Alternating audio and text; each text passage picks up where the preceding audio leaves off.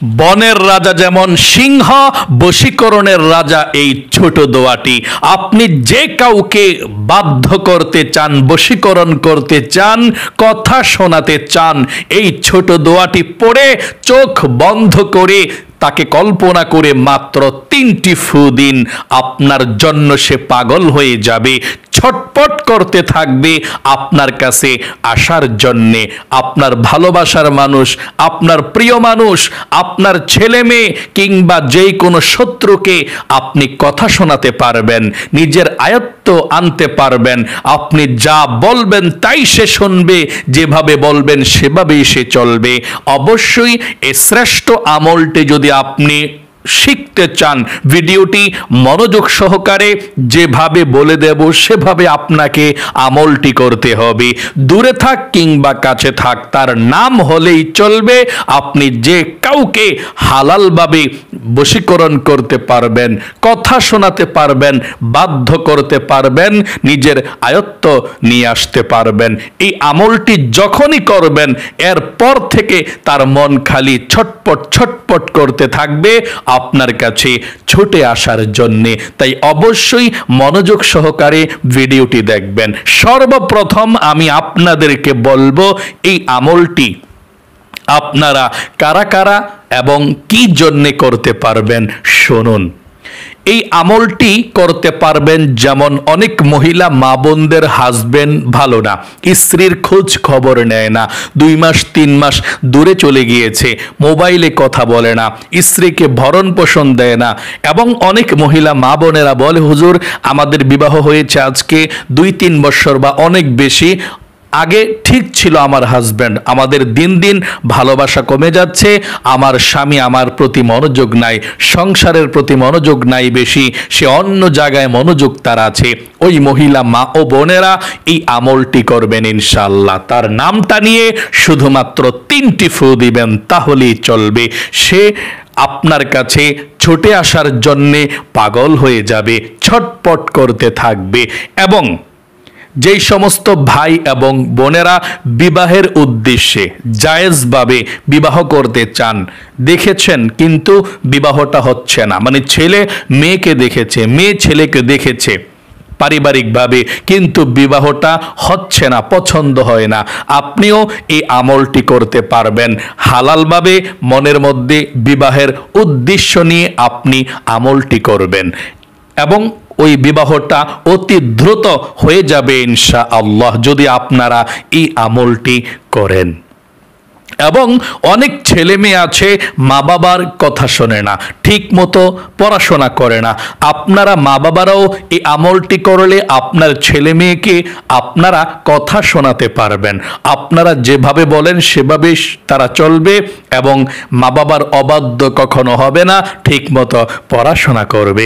এবং শত্রুকেও আয়ত্ত আনার জন্যে, অথবা অফিসের বস টাকা পয়সা দেয় না, প্রমোশন দেয় না, অফিসের বসকেও নিজের নিয়ন্ত্রণে আনার জন্যে আপনারা এই আমলটি করতে পারবেন।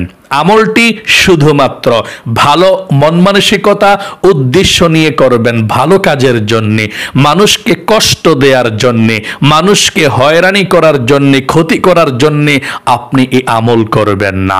আমলটি খুবই শক্তিশালী, পাওয়ারফুল। যদি আপনি অবৈধ কাজে, খারাপ উদ্দেশ্যে আপনি আমলটি করেন, আপনার রিয়েকশন হয়ে যাবে, আপনি ক্ষতিগ্রস্ত হয়ে যাবেন। তাহলে অবশ্যই ভালো কাজের জন্যে আমল করবেন ইনশাআল্লাহ। প্রিয় দিনী ভাই এবং মহিলা মা ও বোনেরা গভীর মনোযোগ সহকারে শুনবেন। যত বশীকরণ, বাধ্যকরণ, নিয়ন্ত্রণ করার আমল আছে, এর মধ্যে অন্যতম আমল হচ্ছে এটি। সে দূরে থাক কিংবা কাছে থাক, অবশ্যই কাজ হয়ে যাবে আমলটি সঠিকভাবে করতে পারলে। আল্লাহ রাব্বুল আলামিনের 99টি নাম আছে, এর মধ্যে একটি নাম ইয়া ওয়াদুদু। এই নামের দ্বারাই কিন্তু বড় বড় বশীকরণের কাজগুলো করা হয়।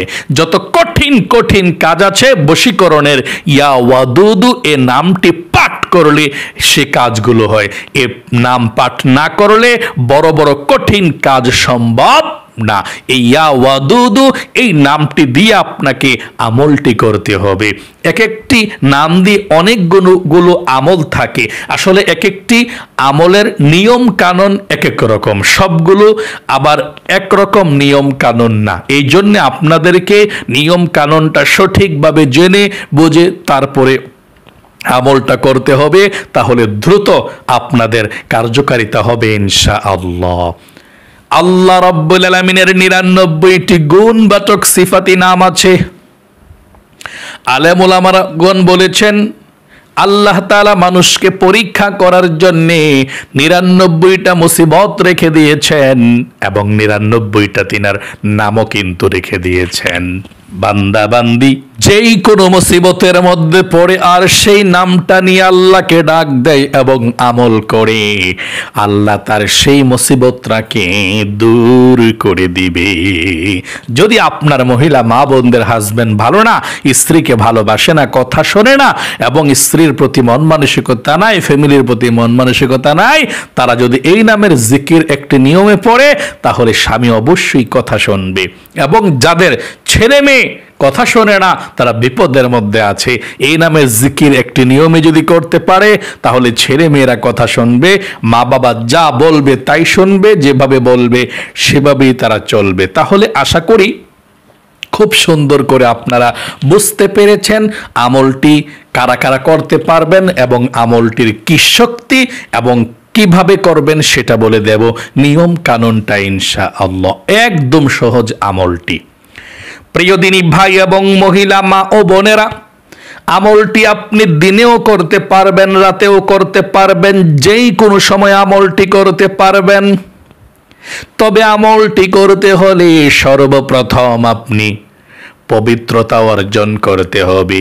একেবারে সুন্দর করে পবিত্রতা অর্জন করবেন, নাপাকের বিন্দু মাত্র যাতে ছোঁয়া না থাকে, একেবারে সুন্দর করে পবিত্র হতে হবে।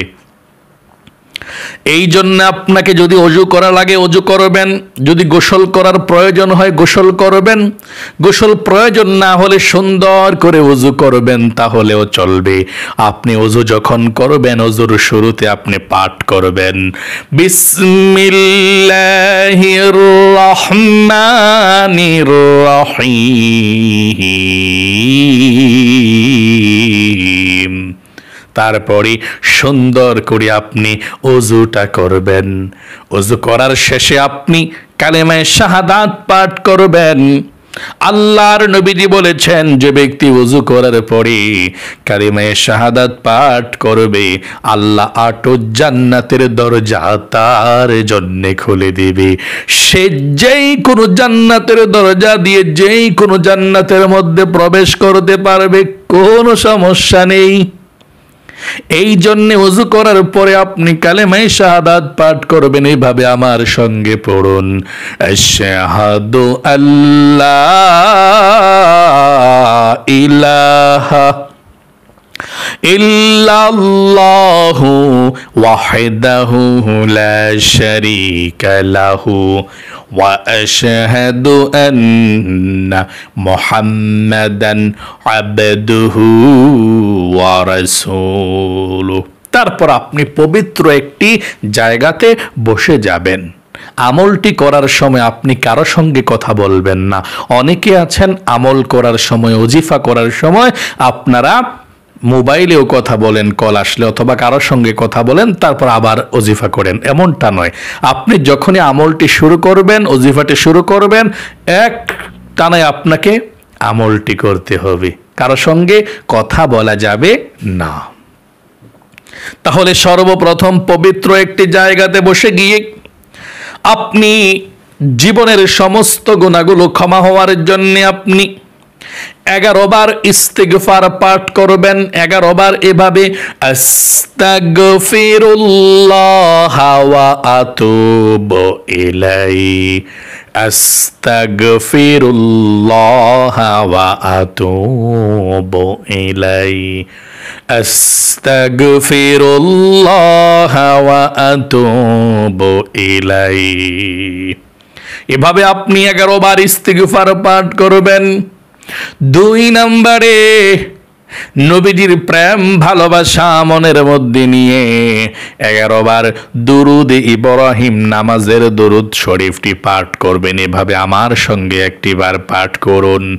আল্লাহুম্মা সাল্লি আলা মুহাম্মাদিন ওয়া আলা আলি মুহাম্মাদ كما صليت على إبراهيم وعلى آل إبراهيم إنك حميد مجيد اللهم بارك على محمد وعلى آل محمد كما باركت على إبراهيم وعلى آل إبراهيم إنك حميد مجيد। এভাবে আপনি 11 বার দুরুদ ইব্রাহিম নামাজের দুরুদ শরীফটি পাঠ করবেন। 3 নম্বরে আপনার চোখগুলো বন্ধ করে যাকে আপনি কথা শোনাতে চান, বাধ্য করতে চান, বশীকরণ করতে চান, তার চেহারাটা আপনি কল্পনা করবেন এবং আল্লাহর প্রতি আপনি 100% বিশ্বাস রেখে আপনি আমলটি করবেন। চোখটা বন্ধ করে তার চেহারাটাকে কল্পনা করে, মহিলা মা বোনেরা যদি হাজব্যান্ডের জন্য করেন আমলটি, হাজব্যান্ডের চেহারাটা কল্পনা করে, অথবা ছেলে মেয়ের জন্য আপনি আমলটি করলে তার চেহারাটা কল্পনা করে, আপনি যার জন্য আমলটি করবেন তার চেহারাটাকে কল্পনা করে আপনি আমলটি করবেন ইনশাআল্লাহ। তার চেহারাটাকে আপনি কল্পনা করে আল্লাহ রাব্বুল আলামিনের প্রতি একেবারে বিশ্বাস রেখে আপনি নামটি পড়বেন। আল্লাহ রাব্বুল আলামিনের এই নামটি আপনি 1000 বার পাঠ করবেন।